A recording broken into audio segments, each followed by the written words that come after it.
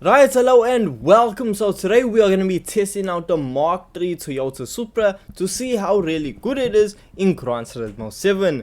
Plus, so we also now have the ability since update 1.43 to add the engine from the Mark 4 Supra. So yes, we can now slap a 2JZ into the Supra and we're going to see if we can actually handle that power. So to obviously test out how good the Toyota Supra is, well, we need to head on over to Kyoto Driving Park.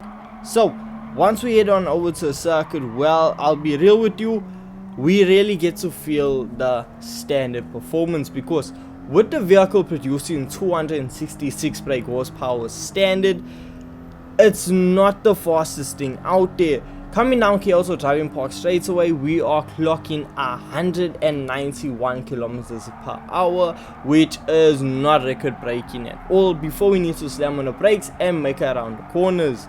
And when we are in the corners, that is when we really begin to feel the weight of this vehicle. Coming in at 1530 kgs, it's not really the lightest thing.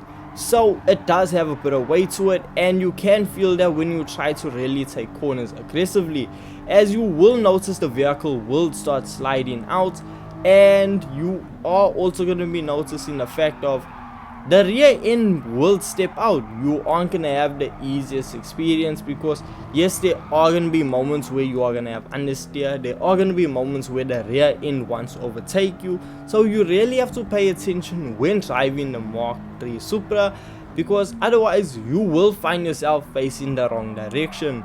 And honestly, for such a classic JDM vehicle, I love that experience, the fact of it's not boring. Even with it having not a lot of power, you are still able to have an enjoyable experience that will keep you on your toes. Now around Kyoto Driving Park, you are going to be setting lap times around the 2-minute mark, which is, frankly, it's slow.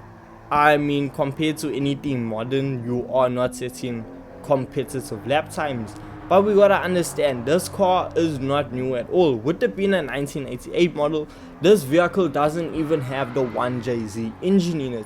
But yes, even with it still having a turbocharged 3-liter inline 6, the 1JZ only came out 2 years after this car.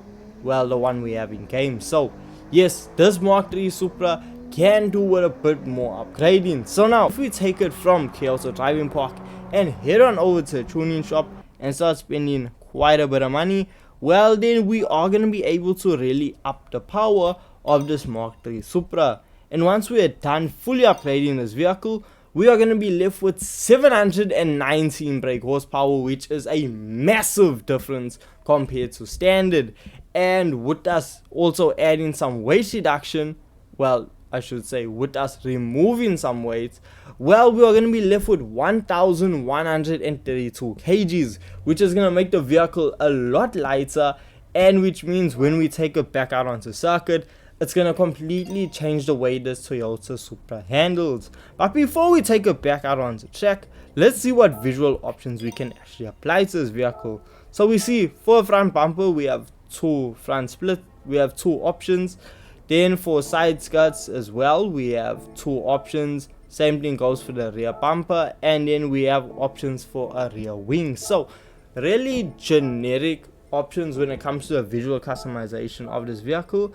But overall, if you're looking for a good livery, there are tons that you can go through. So you can really make your Mark 3 Supra really stand out from the crowd. So once you head back on over to Kyoto Driving Park, with the vehicle being on racing softs, with the engine being fully upgraded, we are going to find ourselves coming in a performance rating of 740 performance points. So yes, well over the 700 mark and almost pushing towards the 800 mark. Yeah, this vehicle is going to be quite interesting to see what it's like now. And with no traction control on, we are able to light up those racing soft tires. You'd never say that these are the grippiest tires in the game, and with us having so much more power and being so lightweight, we see coming down Kyoto Driving Park straight away, we are hitting a top speed of 273 kilometers per hour before we need to slam on the brake. Now I will be honest with you, when exiting corners with the vehicle being at this power level, it is quite, it'll get your heart rate going, because the way the boost hits, yeah, the rear end really wants to overtake you. It's gonna slide out and you are gonna have to grab it and control it, which also brings an issue, because with us being at this power level, I think this is honestly the ideal level. I wouldn't want any more power than this, because at this point it's not overly aggressive or you really have to fight it to keep it in line. Yes, it does want to step out, but it's very easy to catch the vehicle and be able to set decently quick lap times, because yes, with the vehicle lighting up its rear wheels, with me not setting the cleanest of lap times, I was able to set a 1 minute 36.1 around Kyoto Driving Park, which is just missing the mark for me to say, you know what, this is actually a competitive vehicle. But overall, if you are able to bang good, clean, consistent laps, you should be able to set lap times faster than a 1 minute 35. So this vehicle, with its standard engine being fully upgraded, is really fun, and honestly I have no issues with it. But the thing is, we can actually improve upon this by heading back on over to GT Auto and actually engine swapping this vehicle. So as I said, we can take the 2JZ from the Mark IV Toyota Supra and put it into this vehicle, and all that is going to cost you is 210,000 credits, which frankly isn't the most expensive engine swap out there.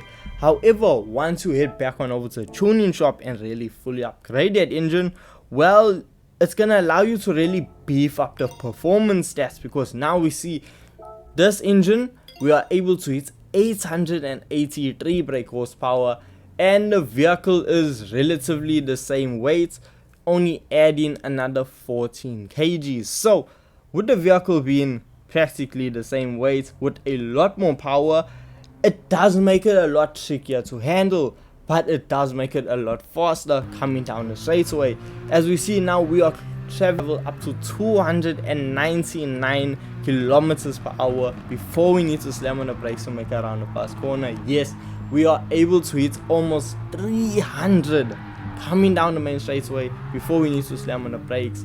Now the thing is, you are able to really push this vehicle, but you need to be careful, because this vehicle will put you into a barrier. Even with me tweaking the differential, it still is a bit of a handful. It is a bit of a handful to drive, and you might actually find yourself in a barrier. But still, with you having a bit of issues and not really setting the cleanest lap possible, you are going to be setting lap times around the 1 minute 33.1 second mark, which is more than 3 seconds faster than the vehicle being fully upgraded on its standard engine. So yes, with the engine swap, I do say it is a bit trickier to handle, but as long as you find a good setup for the vehicle, you are going to be golden, because it sets decently fast lap times. The only problem is, with it not having a proper race car engine in it, fuel economy isn't the best. With the performance rating level that it's at, being at pushing your 800 performance points mark, it is relatively high, coming at 770. Yeah, it's gonna require a lot of detuning to get it to a 700 performance points mark, or it's just simply not gonna be enough to get up to your 800 performance points vehicle. So it's really in an awkward position, but overall this setup in the Toyota Supra is fun. I can see why they made it be this way, but overall for me, I actually prefer the standard engine being fully upgraded, because I just feel like that is the best setup for this vehicle. It's not stressful, it's easy to control, and you also set decently quick lap times. But hey, let me know your thoughts of it in the comment section down below. And with all this being said, thank you so much for watching, thank you so much for your time, and I will see you guys in the next Gran Turismo 7 video. Peace.